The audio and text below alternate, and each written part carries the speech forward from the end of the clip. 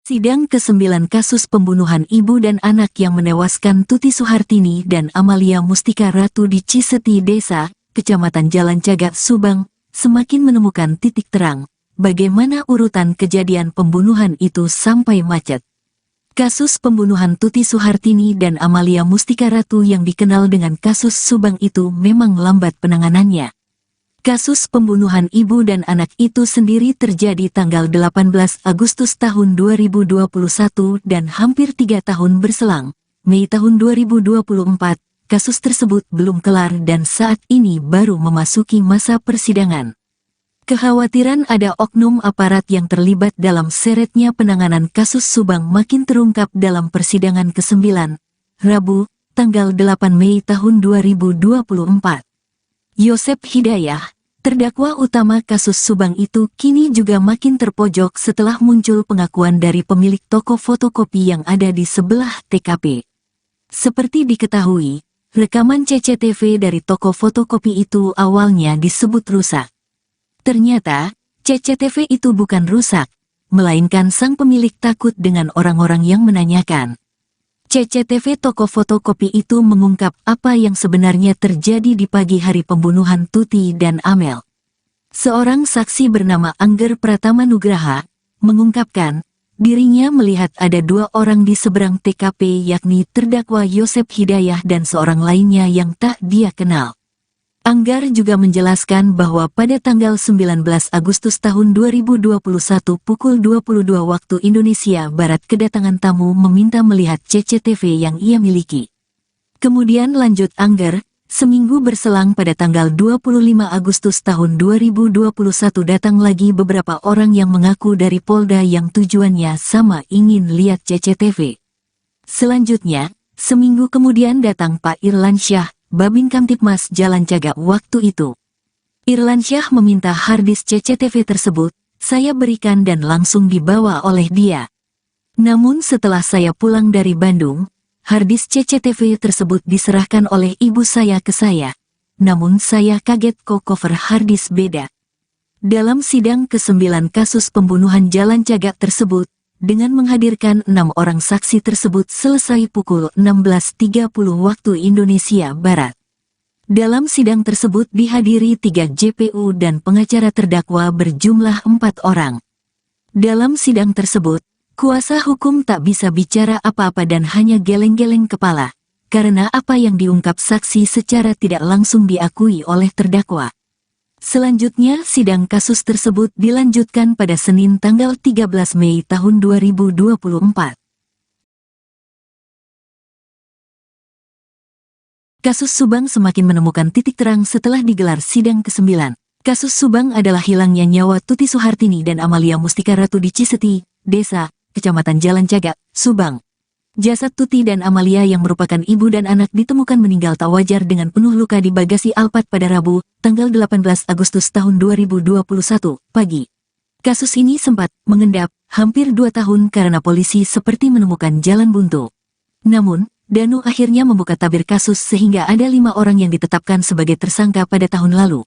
Sederet fakta dalam persidangan terungkap. Sejumlah saksi membeberkan semua terkait adanya peran penyidik Polres Subang untuk menutupi kasus pembunuhan yang menyedot perhatian publik nasional tersebut.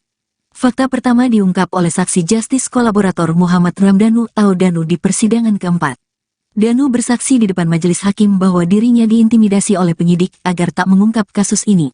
Saksi kunci yang membongkar kasus pembunuhan di Jalan Cagak tersebut juga menegaskan, BAP ketiga itu merupakan keterangan dia yang sesungguhnya berdasarkan apa yang dia lihat pada peristiwa pembantaian ibu dan anak oleh terdakwa Yosep Hidayah. Dalam persidangan ke-9, Rabu, tanggal 8 Mei tahun 2024, seorang saksi bernama Angger Pratama Nugraha mengungkapkan, dia melihat ada 2 orang di seberang TKP, yakni terdakwa Yosep dan seorang lainnya yang tak dikenal. Dalam CCTV tersebut saya lihat pada pukul 5.30 waktu Indonesia Barat terlihat ada 2 orang laki-laki di seberang jalan rumah TKP yang tersorot lampu mobil di arah Jalan Cagak menuju Sagala Herang, dan terlihat kedua orang itu menyeberang. Cuma yang terlihat dan saya tahu itu Pak Yosep, yang satunya saya tidak kenal, kata Anggar, pemilik fotokopi di samping TKP. Anggar juga menjelaskan, pada tanggal 19 Agustus tahun 2021 pukul 22 waktu Indonesia Barat, dia kedatangan tamu meminta melihat CCTV yang dia miliki. Kemudian, lanjut Angger, seminggu berselang. Pada tanggal 25 Agustus tahun 2021 datang lagi beberapa orang yang mengaku dari Polda yang tujuannya sama, ingin lihat CCTV. Seminggu kemudian datang Babin Kamtipmas Jalan Jaga waktu itu, Irlansyah. Irlansyah datang untuk meminta harddisk CCTV tersebut. Dia kaget saat mengecek harddisk CCTV tersebut karena cover harddisk tersebut berbeda. Setelah saya cek rekamannya, ternyata harddisk tersebut harddisk kosong, tak ada isinya. Rupanya harddisk CCTV saya ditukar oleh Irlansyah dengan harddisk kosong. Setelah mengetahui itu, saya tak bisa berbuat apa-apa, hanya berpikir positif mungkin buat kepentingan penyidikan, ungkap Angger kepada majelis hakim di persidangan, Rabu, tanggal 8 Mei tahun 2024, sore. Menampakkan wajah pucat tersangka kasus pembunuhan ibu dan anak di Subang, Jawa Barat dihadirkan dalam sidang perdana.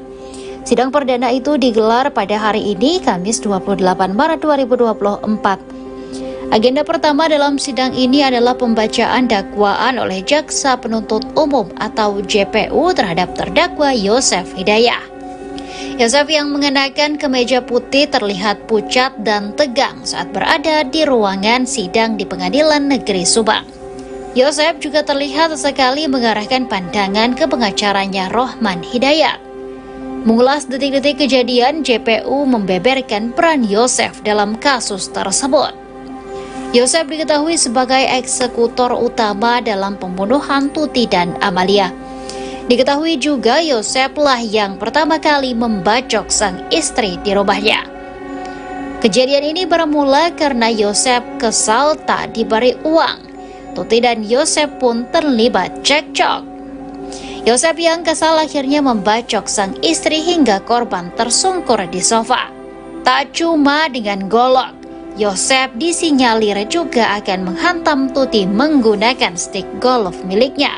Ia juga bahkan menarik kaki sang istri agar tidak bersandar di sofa. Yosef juga menyuruh Danu untuk memukul Tuti menggunakan stik golf. Selain Danu, Arigi juga berperan dalam pembunuhan Tuti. Anak sulung Mimin itu ikut membacok Tuti di bagian kening.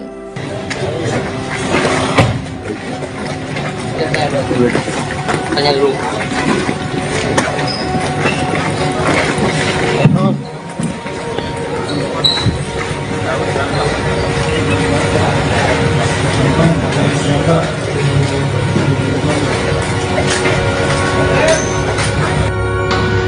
Pak kami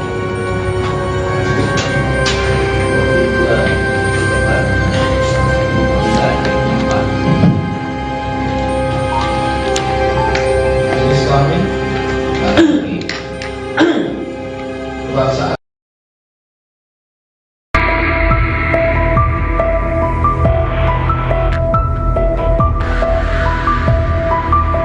Kesaksian Yoris di persidangan kasus Subang, kemarin, Kamis, 25 April 2024, memberatkan posisi ayahnya, Yosef, yang berstatus terdakwa dalam kasus pembunuhan Tuti dan Amalia. Yoris menyampaikan kepada majelis hakim bahwa terdakwa sering menyakiti istrinya, Tuti Suhartini,